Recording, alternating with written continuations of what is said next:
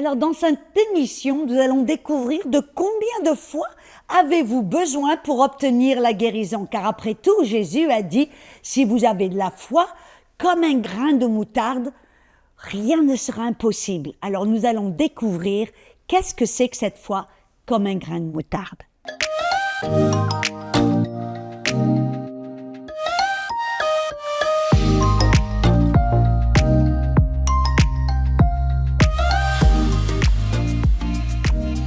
Bienvenue à la zone Rafa, où je suis Audrey Mac et aujourd'hui nous continuons à parler de la foi.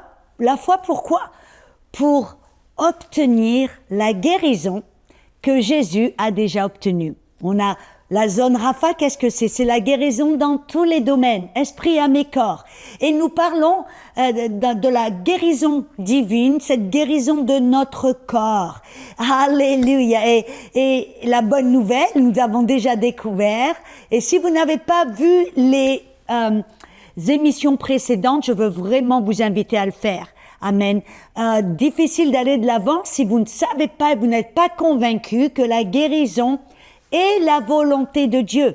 Amen. C'est le désir de Dieu. Pourquoi ? Parce que vous êtes le corps du Christ. Parce que vous êtes l'épouse de Christ. Amen. Vous êtes le temple du Saint-Esprit.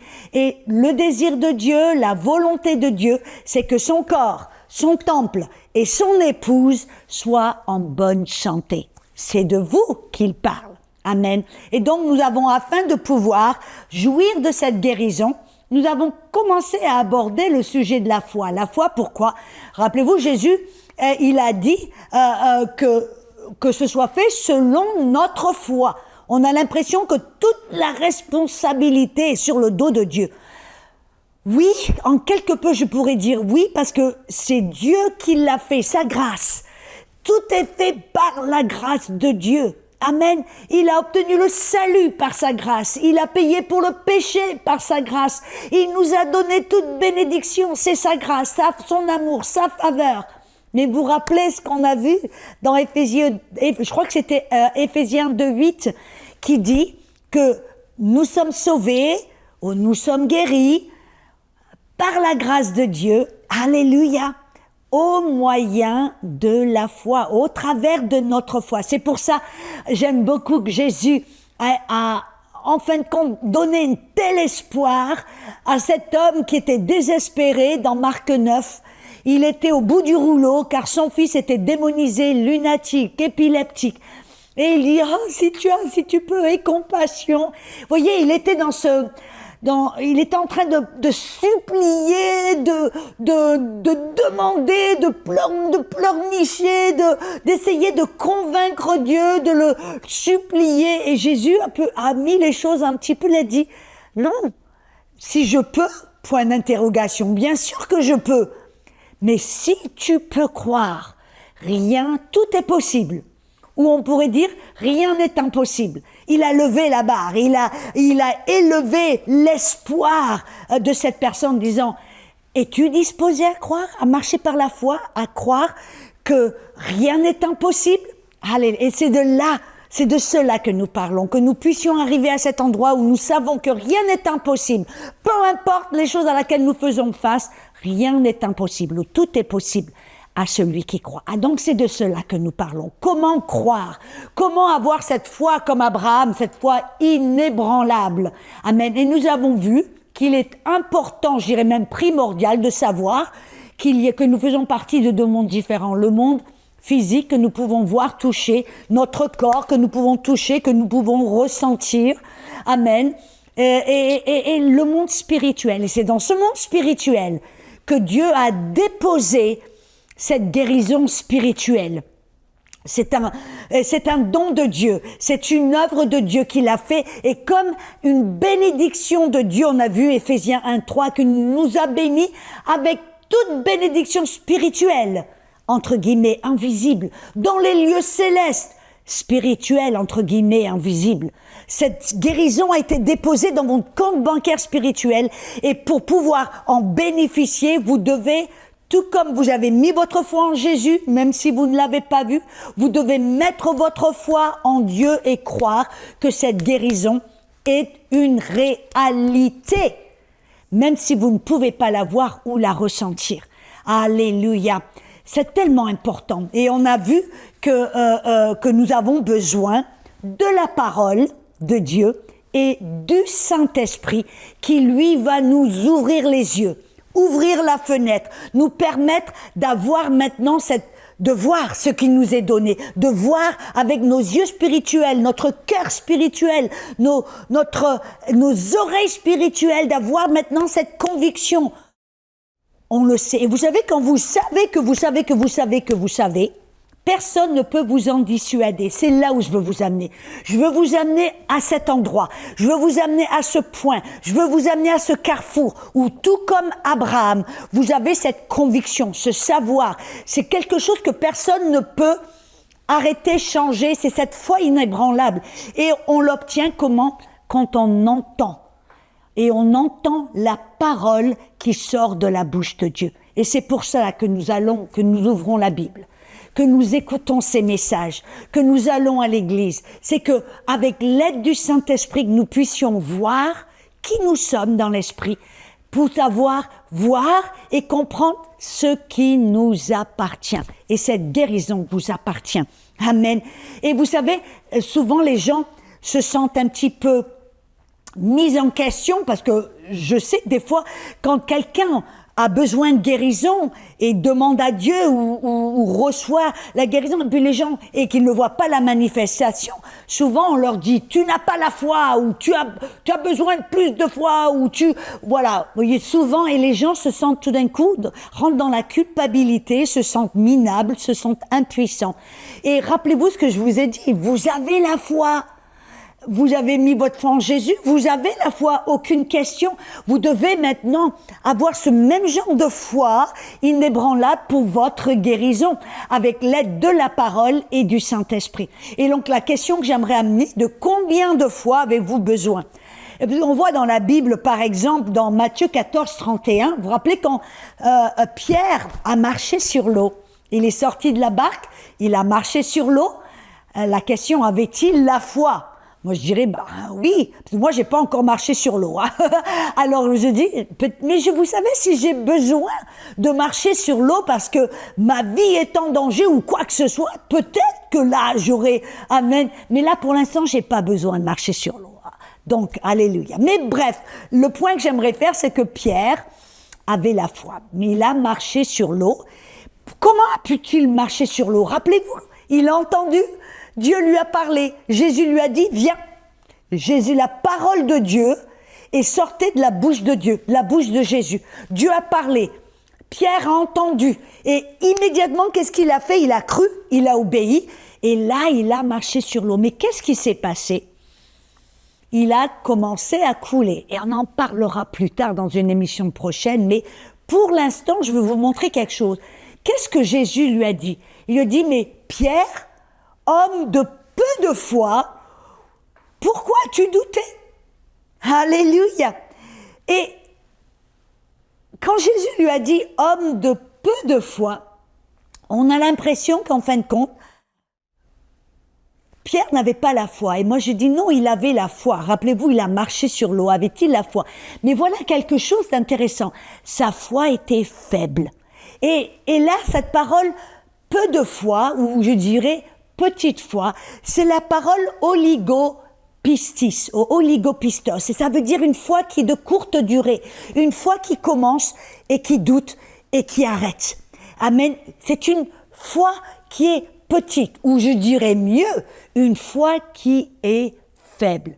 Par contre, on voit, vous vous rappelez, quand Jésus a fait face à un centenier, c'était un Romain, qui a entendu parler de Jésus, qui est allé, qui a envoyé ses serviteurs et qui a dit ne viens même pas dans ma maison, je n'en suis pas digne, seulement là parle la parole et mon serviteur sera guéri. Seulement parle la parole. Et là, Jésus, époustouflé, je dirais, je crois que c'est la seule fois où il a été époustouflé par la foi d'une personne. Et il a dit, homme de grande foi. Mais la parole grande foi, ça ne veut pas dire qu'il avait une foi énorme, une masse énorme de foi. Non, non, c'était un centenier qui a entendu parler de Jésus pour la première fois, mais il a dit, seulement parle la parole, ne viens pas dans ma maison et mon serviteur sera guéri. Et là, la parole grande foi, c'est la parole une foi forte. C'est la parole tos ou tos pistis. Bon, c'est du grec, ça veut rien dire pour vous, mais voyez, cette parole tos ou tos pistis, c'est une foi de longue durée, une foi qui est forte. Et donc aujourd'hui, je veux vous montrer quelque chose, qu'on n'a pas forcément besoin d'accumuler de la foi, parce que voilà, c'est ça l'erreur que les gens font. Ils s'imaginent que si leur guérison ne se manifeste pas, alors qu'est-ce qu'ils ont besoin de plus de foi? Alors qu'est-ce qu'ils font? Ils essayent d'avoir plus de versets, plus de paroles. Non, non, non. Vous avez simplement besoin d'une parole, mais c'est une parole qui va produire en vous entendre. Vous voyez, comme le centenier a dit, seulement parle la parole. Simplement dis la parole. Vous avez simplement d'entendre une parole de Dieu, de la bouche de Dieu, et vous aurez la foi, et vous aurez une foi forte. Amen. Et on va voir qu'est-ce que c'est qu'une foi forte. Une foi inébranlable, une foi comme la foi d'Abraham, une foi qui commence et qui n'arrête pas, une foi que vous ne pouvez pas arrêter, une foi qui va amener la manifestation, une foi qui ne va pas douter, une foi qui va croire la promesse et la parole de Dieu plus que ce que vous pouvez voir ou ressentir.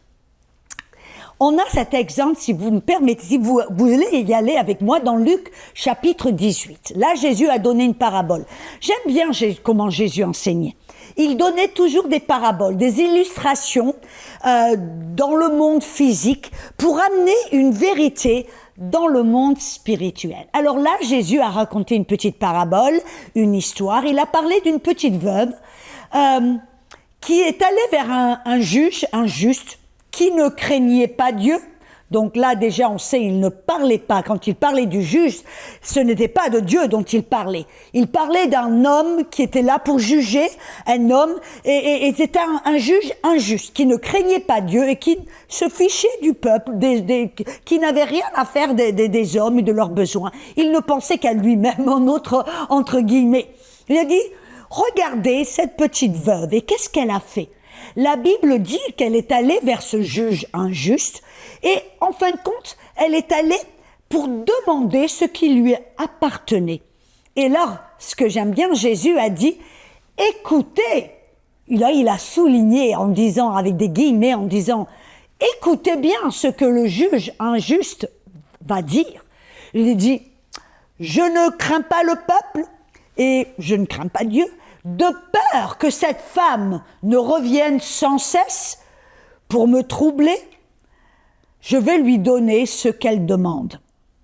Et je sais que quand on lit ce verset, de peur qu'elle ne revienne sans cesse, de là est venue une doctrine, je dirais, assez une mauvaise doctrine. D'entre mots, les gens voient ça en disant, oui, on doit demander à Dieu une fois, deux fois, on doit le supplier jusqu'à ce que finalement, Dieu nous donne ce dont on a besoin. Et regardez, là, il parle du juge injuste qui ne représentait pas Dieu. Parce que rappelez-vous, Dieu nous a déjà bénis avec toutes sortes de bénédictions spirituelles dans les lieux célestes. En ce qui concerne Dieu, Dieu nous a déjà tout donné. Il est un Père, il est un bon Père. Il nous a tout donné au travers de l'œuvre de Jésus sur la croix. Et là, il ne parlait pas de Dieu. Il ne parlait pas de s'approcher vers Dieu pour supplier, pour le motiver, pour essayer de le convaincre de finalement nous donner cette guérison. Non, non. Là, il parlait d'un juge injuste. Et c'est quoi? Il parlait là de l'ennemi. L'ennemi de notre âme, l'ennemi de notre guérison, l'ennemi de notre vie. Rappelez-vous ce que Jésus a dit dans Jean 10, 10. Il dit, je suis venu, moi, pour vous donner la vie, et la vie en abondance. Mais l'ennemi vient pour détruire, pour dérober et pour tuer. Et c'est quand il parle de ce juge injuste, il ne parlait pas de Dieu. Dans cette parabole, il parlait de l'ennemi de notre guérison, celui qui veut nous empêcher d'être guéris à tout prix, celui qui va nous mettre des bâtons dans les roues, celui qui va essayer de jouer avec nos émotions, nos sentiments, le monde physique. Rappelez-vous, 2 Corinthiens 4,4 nous dit que le diable est le petit Dieu de ce monde. 1 Jean 5,19, que tout le monde est sous la puissance du malin. Alors là, dans cette parabole, dans Luc 18, versets 1 à 8, là, Jésus dit, écoutez ce que le juge injuste, le malin, va dire, de peur qu'elle ne revienne sans cesse. Et la parole revienne sans cesse, ça ne veut pas dire faire le va-et-vient. Revenir et revenir, et redemander et redemander. Non, non. Jésus a dit, celui qui demande, reçoit. Celui qui frappe, ça lui est ouvert. Celui qui cherche, trouve. Il parlait de la foi. Mais là, il dit, écoutez ce que le juge injuste, de peur qu'elle ne revienne sans cesse. Et la parole revienne sans cesse, en grec, c'est la parole, alléluia, eis telos erkomai. Et qu'est-ce que ça veut dire? Ça veut dire venir, se tenir ferme jusqu'à la fin. Voyez, quand Dieu vous a parlé, et tout d'un coup, vous voyez, vous comprenez, vous avez reçu, vous savez, cette guérison m'appartient, elle m'a été donnée, elle est dans mon compte bancaire spirituel, elle est à moi. À ce moment-là, vous devez, par la foi, cette parole que vous avez reçue, vous devez le savoir et vous devez avoir cette attitude de foi, cette foi inébranlable, comme cette petite veuve qui s'est approchée vers la situation, elle s'est approchée avec cette foi inébranlable en disant, je viens, je sais ce qui m'appartient, alors je viens et je me tiens ferme jusqu'à la fin. Et Jésus a dit, écoutez ce que le juge inique dit, de peur qu'elle ne vienne, qu'elle se tienne ferme jusqu'à la fin, et elle va m'enquiquiner, elle va m'embêter, amen, je vais lui donner ce qu'elle demande. En d'autres mots, vous et moi, mes amis, cette foi inébranlable, si on va vers Dieu et qu'on reçoit cette parole, que tout d'un coup on a cette conviction, parce que vous savez, la Bible dit dans Osée, et je crois que c'est dans Osée 4,6, qui dit « Mon peuple meurt par faute de connaissance ». Et la parole connaissance, c'est révélation. Cette révélation qui vient de ce que l'on entend, qui est sortie de la bouche de Dieu, que le Saint-Esprit nous a révélé, il a ouvert la fenêtre. Et quand on a cette révélation, cette connaissance, on va être comme cette veuve. Alléluia. On va venir se tenir avec cette disposition de se tenir jusqu'à la fin, jusqu'à ce qu'on ait cette bénédiction, qu'on ait la manifestation de notre guérison. On doit avoir cette attitude dès le début. Cela vient par cette foi inébranlable. Cette attitude qui dit « je comprends ». Dieu m'a parlé, je sais que cette guérison est à moi, je l'ai, j'ai la foi, et j'ai une foi inébranlable qui ne va pas m'arrêter en cours de route. Une foi inébranlable qui va tenir jusqu'au bout. Une foi inébranlable, je crois en Dieu, je mets ma foi en Dieu, je comprends, je connais, je crois sa promesse. Je fais confiance à Dieu comme Abraham, qui n'a point douté. Amen. Amen, qui n'a point douté, même s'il a regardé son corps ou le corps de Sarah. Il a glorifié Dieu jusqu'à la fin. Et vous savez, ça lui a pris un petit bout de temps. Êtes-vous d'accord? Mais il avait cette disposition, il avait cette attitude de ténacité. Il avait pris la décision qu'il n'allait pas arrêter en cours de route. Il avait pris cette décision qu'il n'allait pas avoir de quit, qu'il n'avait pas arrêté, qu'il n'allait pas abandonner. Voyez, ce genre de foi inébranlable, c'est une foi qui prend sa décision. J'ai entendu Dieu, Dieu m'a parlé, maintenant je sais que ça m'appartient. Cette guérison est à moi, elle m'a été donnée, elle fait partie de mon héritage, alors je ne vais pas arrêter en cours de route, je ne vais pas abandonner. Amen. Et c'est intéressant, parce que vous savez que Jésus, à la fin de cette parabole, il a dit quelque chose qui est un petit peu, qui nous donne à réfléchir. À la fin, après avoir donné cette attitude en disant aux disciples, je paraphrase, j'ai dit, les gars, vous devez avoir ce genre de foi, une foi inébranlable. Et c'est quoi une foi inébranlable? C'est une foi qui refuse de lâcher prise. Amen. Parce que vous savez, Tout le monde dit, oui, j'ai la foi, je crois. Mais dès qu'il y a une petite peu d'opposition, dès qu'il n'y a pas la manifestation à l'instant même, les gens, ils abandonnent. Et vous voyez, ils ne sont pas vraiment convaincus. Ils n'ont pas cette foi où ils croient. Et ce n'est pas une grosse... Vous voyez, vous n'avez pas besoin de plus de foi, vous avez simplement d'avoir besoin de cette foi inébranlable. Et vous vous rappelez dans Matthieu 17, j'aimerais revenir là-dessus. Dans Matthieu 17, verset 20, Jésus a dit, « En vérité, je vous le dis, si vous avez de la foi comme un grain de moutarde. » Alors, mes amis, c'est quoi un grain de moutarde? Est-ce que c'est une grosse... je porte une grosse foi. Non, un grain de moutarde, c'est la graine, selon Luc, la plus petite, mais qui a le potentiel de grandir. Amen. Et jusqu'à ce que les moineaux puissent se percher et se reposer. Voyez, c'est ça un grain. Il dit, si vous avez la foi comme un grain de moutarde, même si elle est la plus petite, c'est aussi petit que ça. Alléluia. Vous allez dire à cette montagne de se transporter, de se jeter dans la mer et elle vous obéira. Donc, cette foi inébranlable, c'est une foi comme un grain de moutarde. Amen. Une foi comme un grain de moutarde. Alors, mes amis, qu'est-ce que c'est que la foi comme un grain de moutarde? D'abord, on a vu que c'est une foi toute petite, mais c'est une foi inébranlable. Une foi qui refuse de lâcher prise. Une foi qui refuse d'abandonner en cours de route. Une foi qui ne va pas lâcher prise, même si la manifestation ne se fait pas tout de suite. Une foi qui est convaincue, même si on ne voit pas et on ne ressent rien. Une foi qui a confiance en Dieu et en sa parole. Parce qu'après tout, on a entendu. Et on a entendu la parole de Dieu et on croit. On croit que l'on croit, on sait que l'on sait, et on est comme cette petite veuve, ou cette petite vieille, peu importe. On vient, dans cette promesse, face à l'ennemi qui va essayer de nous mettre des bâtons dans les roues, face à un ennemi qui va essayer de nous convaincre que la guérison n'est pas la volonté de Dieu. On va avoir cette attitude en disant non, je ne lâche pas prise, je refuse d'abandonner en cours de route. Vous voyez, je me rappelle quand j'étais au Québec et je faisais des émissions de télé et je parlais de ce genre de foi, une foi comme un grain de moutarde, une foi qui ne va pas abandonner, une foi qui est forte. C'est pas qu'elle est simplement petite, mais c'est une foi qui est forte, comme un grain de moutarde. Voyez, vous les Français, si vous avez mangé de la moutarde de Dijon, vous savez qu'elle est forte, elle vous monte au nez. Alors une foi comme un grain de moutarde, c'est une foi qui est forte. Amen.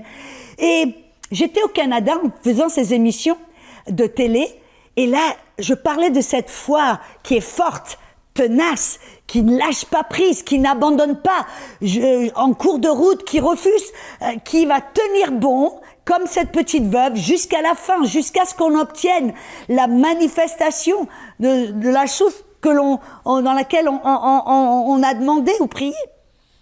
Et alors, tout d'un coup, il y avait une jeune femme, là, derrière la vidéo, à la fin de l'émission, qui vient vers moi, mais alors, toute époustouflée et contente. Elle me dit, Audrey, je comprends complètement ce que tu viens de dire quand tu parles de cette foi comme un grain de moutarde. Elle me dit, tu sais, moi, à la maison, j'ai un potager, j'ai un jardin à potager, et j'ai planté toutes sortes de graines.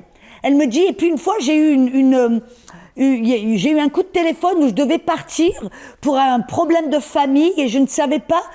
J'ai dû partir abruptement, tout d'un coup, et je n'ai pas eu le temps de pouvoir demander à quiconque de venir arroser le jardin ou quoi que ce soit. Elle me dit donc, je ne savais pas si mon potager allait tenir le coup, mais bref. Et elle me dit, quelques semaines plus tard, je suis revenue, ou 2 semaines plus tard, je suis revenue. Elle me dit, tu sais, mon potager, toutes mes graines sont mortes, sauf ma graine de moutarde. Peu importe s'il y avait la sécheresse, peu importe s'il y avait les petites pestes, peu importe s'il y avait tout un tas de problèmes quelconques qui sont venus pour attaquer cette graine de moutarde, cette graine de moutarde est la seule graine, donc parmi tout le potager, qui a tenu bon face toutes les attaques quelconques. Amen.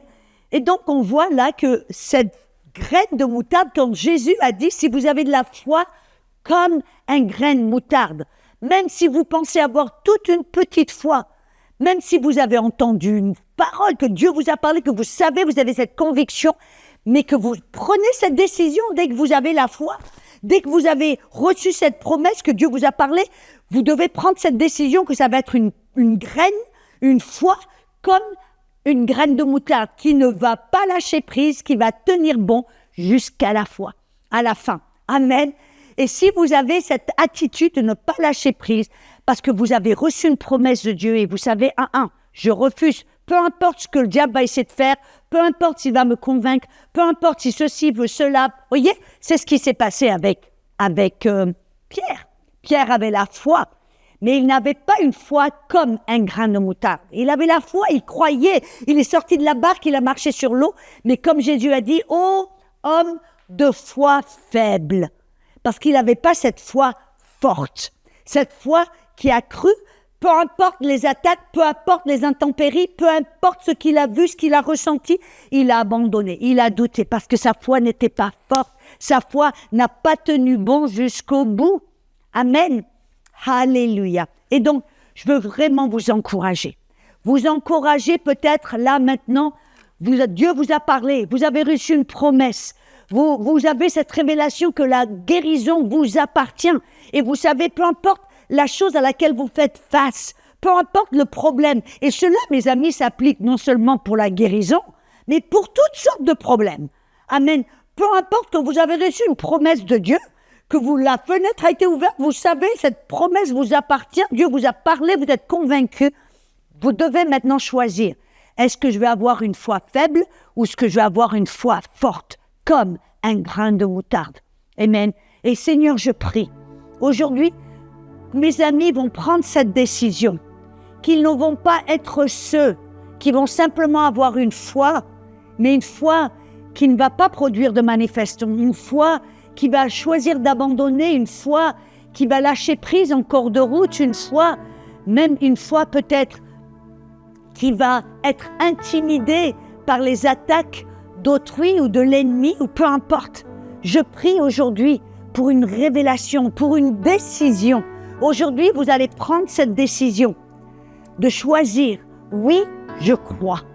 Oui, Seigneur, tu m'as parlé. J'ai la foi. Je crois. Tu m'as donné une promesse. Tu m'as parlé. J'ai la foi. Mais aujourd'hui, je vais être comme cette petite veuve. Je vais décider de ne pas lâcher prise, de tenir bon jusqu'à la fin. Et rien, personne, ni le diable ne va pouvoir m'arrêter. Au nom de Jésus, soyez bénis et à la prochaine fois.